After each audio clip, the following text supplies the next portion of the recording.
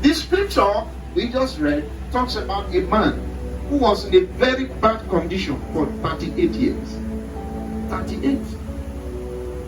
His condition was worse than the condition of everybody here.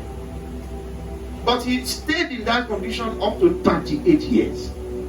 Some people were born while he was already in that condition. They grew up and graduated and started making money. The man was still in that problem. And he was a crippled man and he could not walk. He cannot carry himself. And he remained in that condition. Yesterday on the internet, I saw two girls that were born as twins, and their head was joined together here. So they can't stand straight. They're just like this. Two girls. What a life of suffering. Who is going to solve it?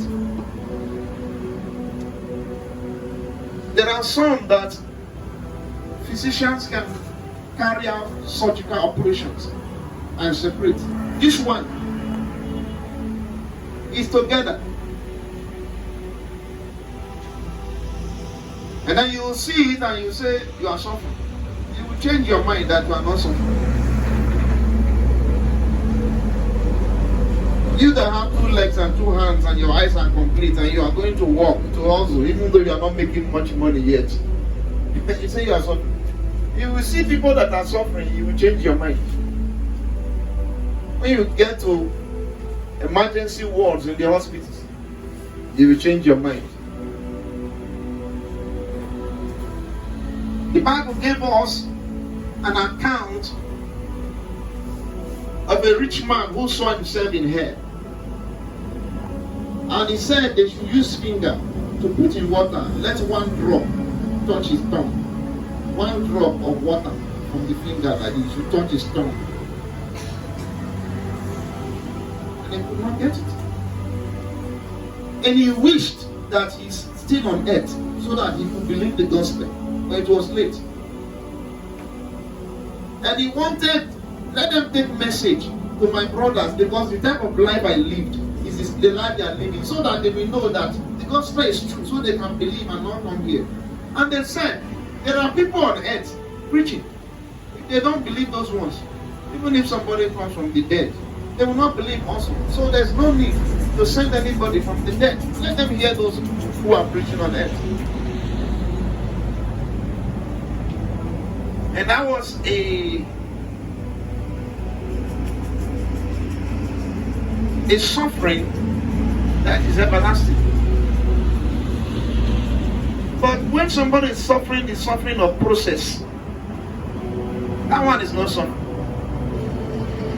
Somebody that is reading hard to pass exam, not sleeping well, one day will graduate and then gets a good job. It's not suffering. Or you are spending money on your children and you are not eating well because you are spending money on your children. Say, I'm suffering. Someday the child that you are spending money on will become rich and be giving you money because you suffered to raise the child. So it's not suffering.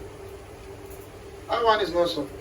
You are not eating well because you are providing for your kids, because you want to raise them so they can also grow to become a blessing to you. And they will grow and become a blessing to you. So it's not suffering. It's just passing through a process. There are some things you could not achieve. Then you want your children to achieve it. So you are doing your best to push them so that they can achieve that thing you did not achieve. It's a process. Do not suffer. He was in his own problem for 38 years. Think about it. And his own was also a process. You know what they processed for? They wanted to have a record.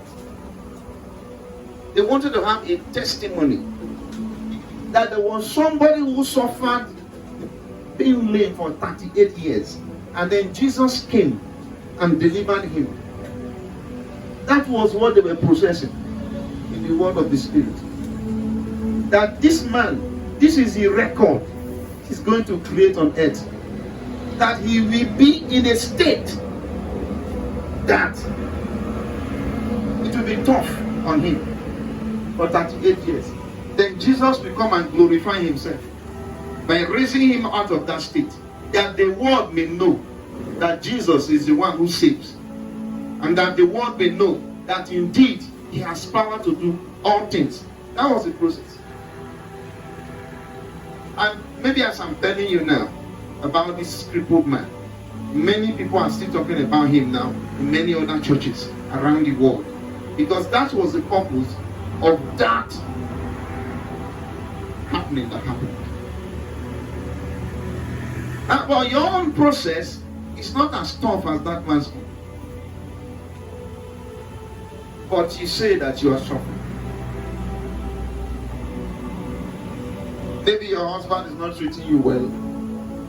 Maybe your wife is not treating you well. Maybe your salary is not enough to take care of your needs. You are working too hard to get things. You're not finding it easy. Maybe that's what you are going through. But none of these things can be compared to a man who was in a condition that cannot walk or do any work. They even carried him to the side of the pool where he can jump into the water and be healed. But he had no power to jump into the water because he can't move himself. Before he will know what to do, somebody who can move would have jumped in and collect the healing. So when Jesus came and asked him, "Do you want to be well?"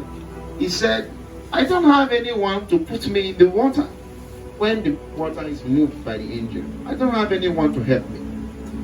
Because he cannot carry himself. None of you is suffering like that.